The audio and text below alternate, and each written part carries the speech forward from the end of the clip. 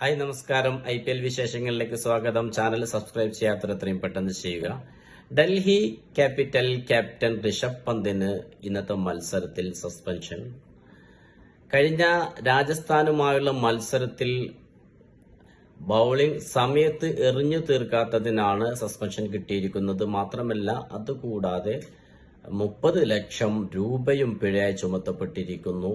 വിവാദമായ രാജസ്ഥാൻ റോയൽസുമായിട്ടുള്ള മത്സരത്തിലായിരുന്നു ഇത് സംഭവിച്ചത്. സഞ്ജുവിന്റെ ഔട്ട്, ഷായ് ഹോപ്പ് ബൗണ്ടറിക്കരികിലെടുത്ത ക്യാച്ചുമായി ബന്ധപ്പെട്ട് വിവാദമായി സമയം വൈകി എന്ന് BCCIയോട് ഡൽഹി ക്യാപിറ്റൽസ് വ്യക്തമാക്കിയെങ്കിലും അത് മുഖവിലക്കെടുക്കാൻ അവർ തയ്യാറായില്ല. സസ്പെൻഷനും 30 ലക്ഷം പിഴയുമാണ് ചുമത്തപ്പെട്ടത്. അതുകൊണ്ട് തന്നെ RCBയുമായുള്ള ഇന്നത്തെ മത്സരത്തിൽ ഋഷഭ് പന്തിന് കളിക്കാൻ കഴിഞ്ഞിട്ടില്ല.